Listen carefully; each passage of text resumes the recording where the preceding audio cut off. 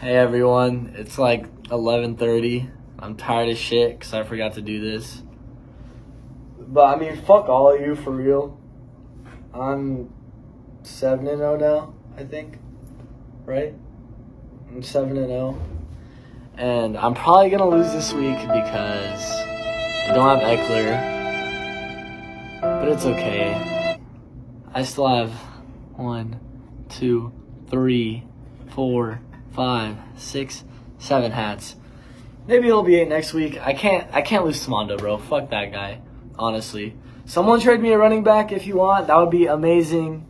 Thanks. That's kind of all I have. I just want to say that you guys all suck and I'm going to keep winning. Even though I think I'm going to lose this week, I'm going to keep winning. Fuck you guys. Okay, I think Sean has something to say also. Peter has 7 wins. That's the amount of games he'll be in the World Series. Stroh's in 7, though. He's right. He's right. Buster, say it. Buster. Yeah!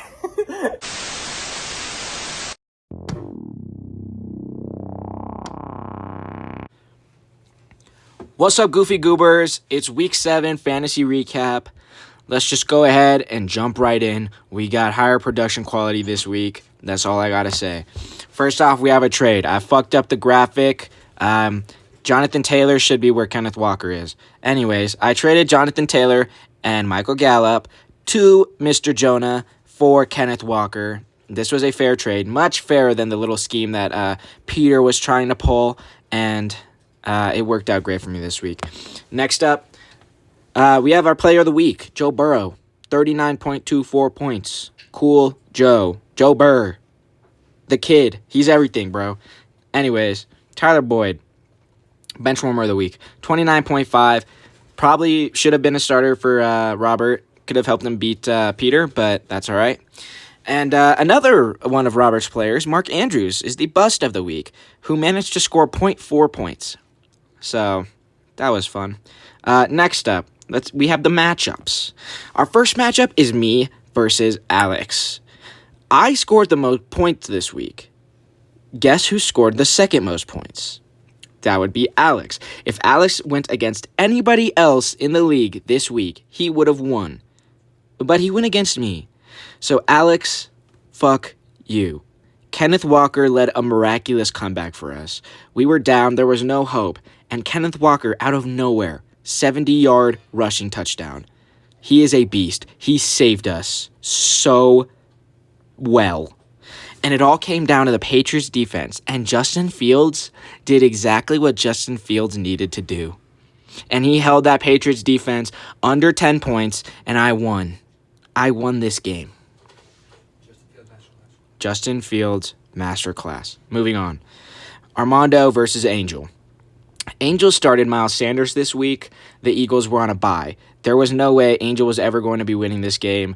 And Armando's little faux, amazing little miraculous run is continuing. Even though he's not good, his team's actually pretty bad. But he gets another win this week. Fake win. Mickey Mouse. Moving on. We have Brian versus Zach. This game is a lot closer than it should have been. This is a 13-point win.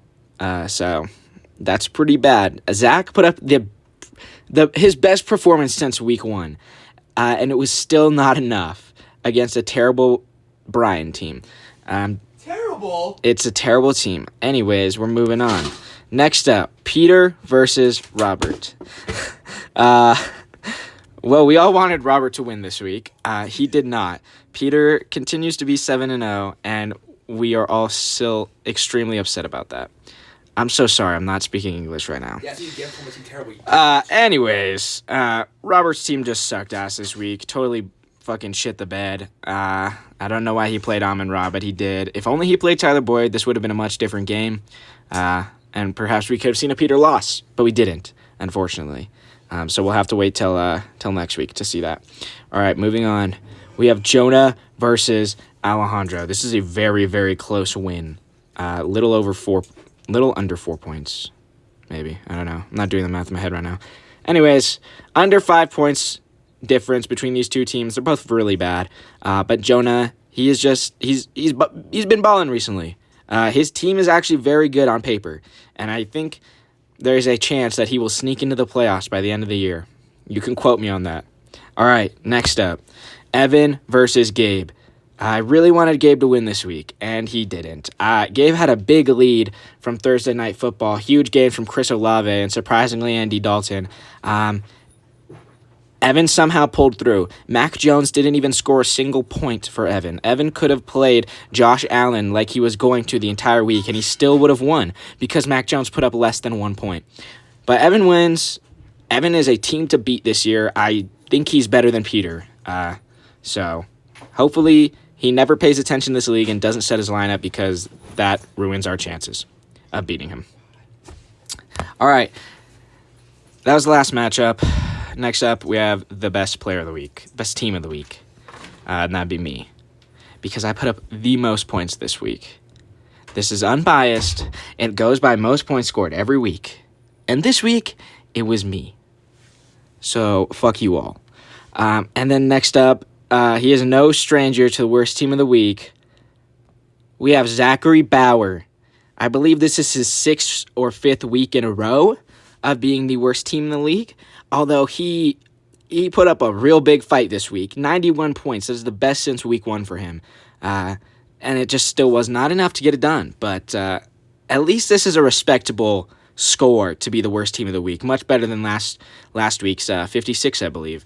But that's it for the matchups, teams of the week. Finally, I got the power rankings for you guys. I still got Evan at number 1, Peter at 2.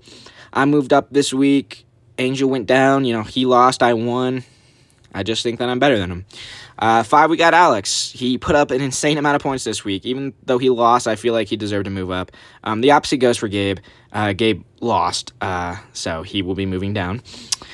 Brian, Armando, they stay in their spots there. They're fringe playoff contenders in my mind. I wouldn't be surprised if they get there, but as of right now, they're sitting outside of it.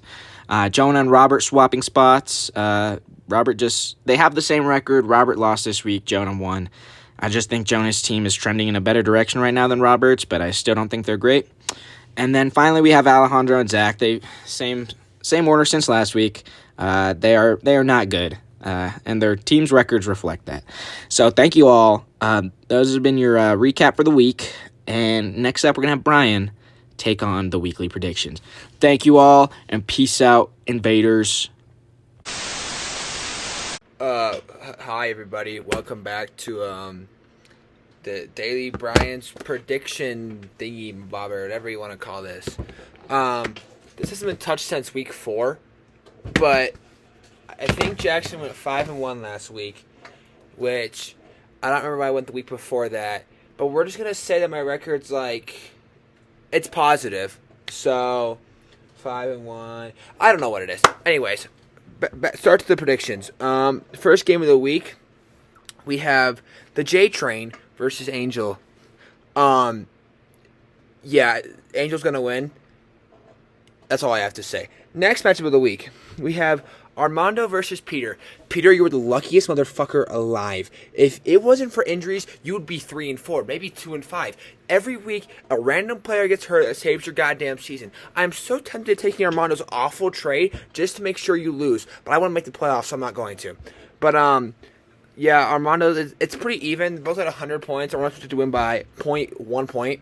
No, yeah, 0.1 point.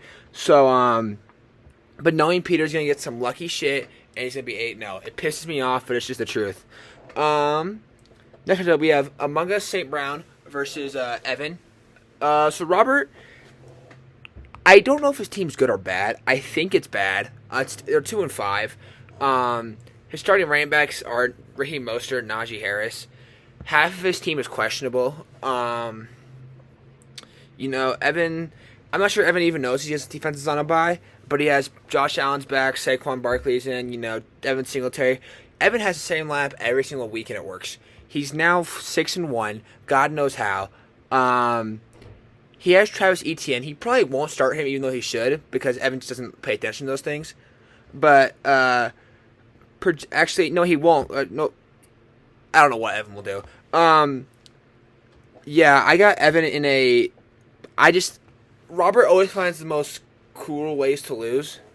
So I just figure that'll be another week Robert finds a way to lose. So I'm gonna go Evan, and somehow if this is the case, Evan will somehow be 7-1. Then we have Alejandro versus Alex. Alex's famous name for a long time has been No Gabe, I don't want to trade. But this week, him and Gabe actually made a trade. Alejandro's 2-5. Alejandro's team isn't good. Right below Bauer's team. He has a decent quarterback in Dak Prescott. Devontae Adams is his main player. Aside from that, Alejandro's team isn't good. Everywhere else is just very average at best. Alex starts Trevor Lawrence, which is not great for him, but he's Aaron Jones. Josh Jacobs has been amazing.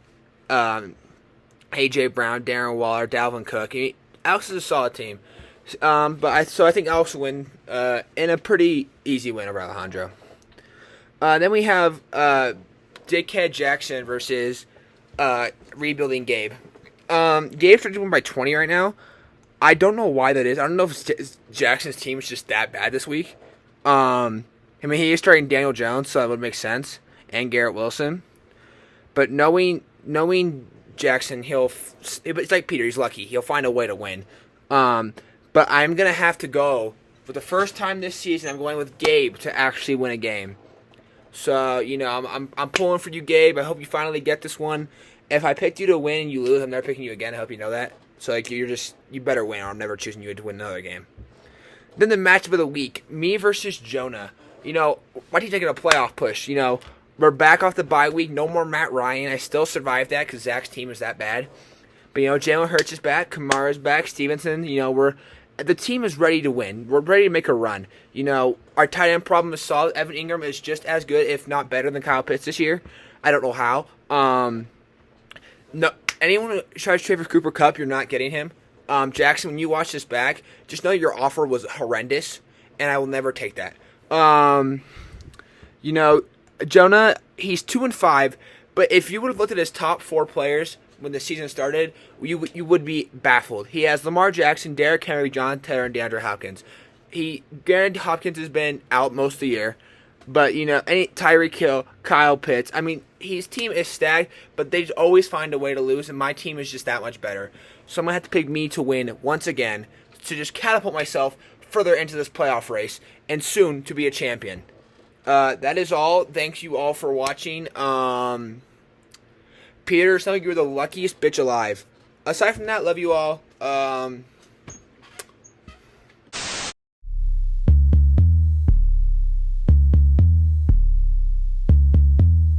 not loving you way I wanted to.